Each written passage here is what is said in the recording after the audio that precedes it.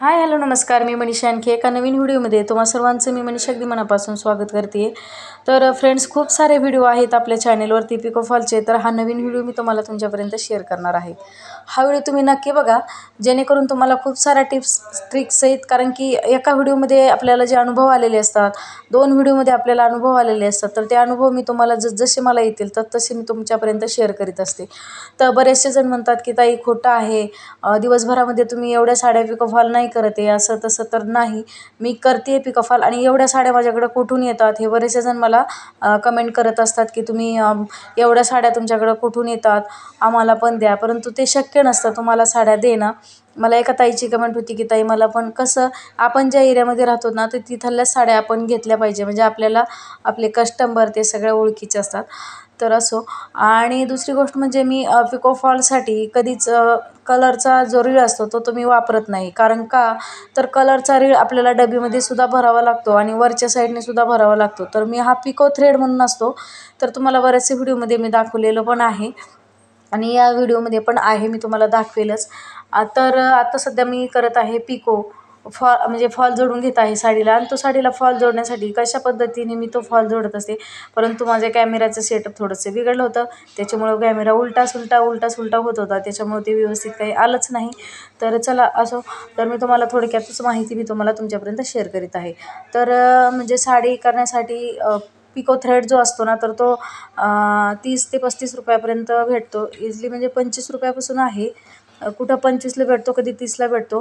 तर त्याच्यामुळं त्याचे फिक्स रेट मी 2-3 जागेवरचे घेते, कधी 25ला भेटतो, कधी 30ला भेटतो. त्याच्यामुळं आणि एक जर पिको थ्रेड तुम्ही आणला तर कमीत कमी 15 ते 20 साड्या तुमच्या एका पिको थ्रेडमध्ये आरामशीर होतात. आणि हात शिलाईला मात्र कलरचाच दोरा वापरते, परंतु तिथं हात शिलाईला कलरचे दोरे आपल्याकडं असतातच, परंतु इथं आपला टाईम वेस्ट होतो.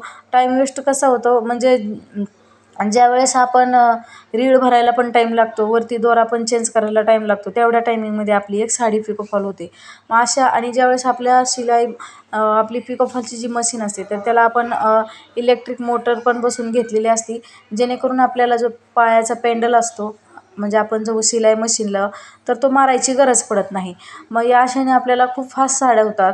आता तुम्ही सांगा, आपण सकाळी जर 11 वाजता साड्या करायला बसलो नुसतं फॉल जोडायला, तर तुम्ही एका तासामध्ये किती पण साड्या करू शकता. आणि मग नंतरच्या काळामध्ये तुम्ही हातशिलाई करू शकता. म्हणजे खूप साऱ्या साड्या आपण करतो. आणि ज्यावेळेस ह्याची ट्रेनिंग होते, ज्यावेळेस आपल्याला ह्याची खूप ज्यावेळेस आपण याच्या साड्याची प्रॅक्टिस होते, तर खूप फास्ट होते आपली साडी. आणि एक साडीला जर तुम्ही हातशिलाई करताल ना, तर ते 5 मिनटं खूप झाले एका साडीला हातशिलाई करण्यासाठी.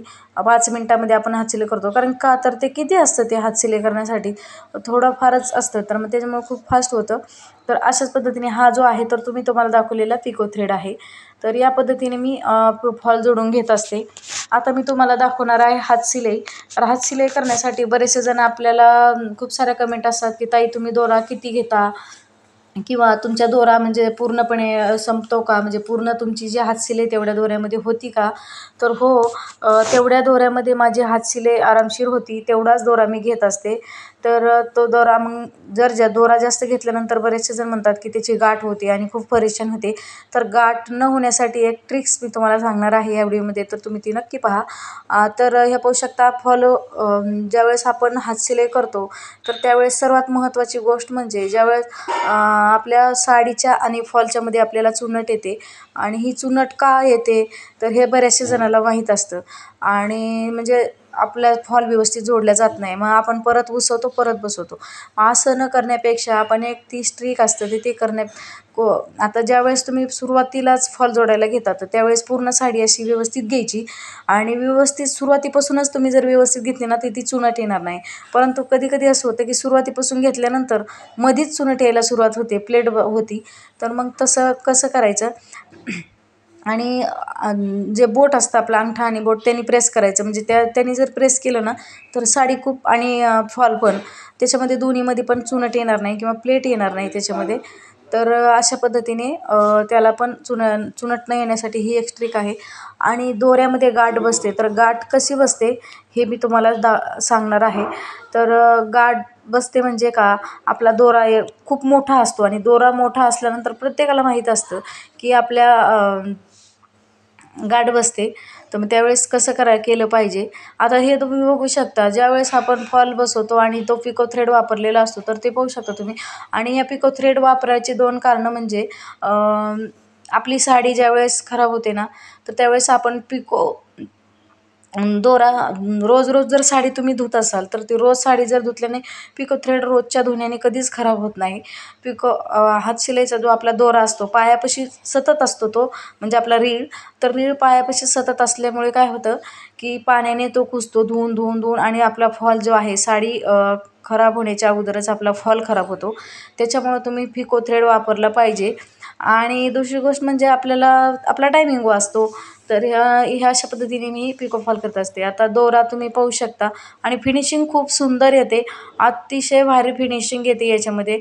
तर तो तुम्हाला बरेचसे ट्रिक्स सांगितलेले आहे. बरेच जण मशीनवर ठेवतात, मशीनवर ठेवायचं नाही. आपल्या काही व्हिडिओमध्ये आहे तर ते मशीनच्या खालीच ठेवून देते मी हा डब्बा, रिळाचा. तर तो रिळाचा ठेवल्यानंतर तिथं म्हणजे मशीनला अडकत नाही, कारण ते गोल गोल पटपट फिरत नाही, जसं आपला रीळ फिरतो तसा. तर या पद्धतीने मी करत असते. आता जो आपला हातानेच एकदम प्रेस करत राहायचं. आणि विशेष म्हणजे ज्यावेळेस आपण साडीला प्रेस करत असतो तर चुनट काय येते, चुनट येऊ नये म्हणून काय करायचं, आपला जो उजवा हात आहे म्हणजे आपण ज्या हाताने सुई फिरतो ना, तर त्या हाताने थोडंसं त्या हाताकडे साडी थोडीशी अशी प्रेस करायची, म्हणजे काय होतं, प्लेट पडत नाही आपली आणि साडी एकसारखी येते. तर अशा पद्धतीने आता गाठ न बसण्यासाठी आपण काय करायचं, ज्यावेळेस तुम्ही हात शिलाई करता आणि आपल्याला दोरा ओढायचा आहे तर तो दोरा ओढण्यासाठी वढत्या वेळेस काय करायचं, जो अंगठा असतो ना किंवा हात असतो, तर त्या जिथं आपला दोरा ओढायला सुरुवात होते ना, तर तिथं आपला दोरा हात ठेवून घ्यायचा, म्हणजे जेणेकरून आपली गाठ थोडीशी बसत नाही आणि हा दोरा हा शेवटपर्यंत होतो, म्हणजे पुरतो. अशा पद्धतीनेच रीळ पण घ्यायचा. तर ह्या आपल्याला स्ट्रिक असतात, तर हे तुम्ही बघू शकता. अशाच पद्धतीने मी ही पिको फॉल करत असते, हे बघू शकता या पद्धतीने. आणि जसं की तुम्हाला बऱ्याचशा व्हिडिओमध्ये मी तुम्हाला सांगितलेलं आहेच की आपल्या पिको फॉल करण्याच्या पद्धती खूप सोप्या आहेत. आणि ही पद्धत खरंच काही ताईंना खूपच आवडलेली, खूप छान छान कमेंट असतात त्यांच्या. तर थँक्यू. खूप छान कमेंट करता तुम्ही आणि खूप छान वाटतं तुम्ही अशा कमेंट केल्यानंतर. तर आपले व्हिडिओ तुम्हाला कसे वाटतात ना, नक्की मला कमेंट करून सांगायला विसरत जाऊ नका. आपले व्हिडिओ पाहत जा, लाईक करा, शेअर करा आणि सबस्क्राईब करायलासुद्धा विसरू नका. तर अशाच पद्धतीने आपले नवनवीन व्हिडिओ आपल्या चॅनलवरती येत असतील. आता मी तुम्हाला एक न्यू स्लीव डिझाईन आहे, तर तो सुद्धा उद्या म्हणजे अपलोड करणार आहे व्हिडिओ.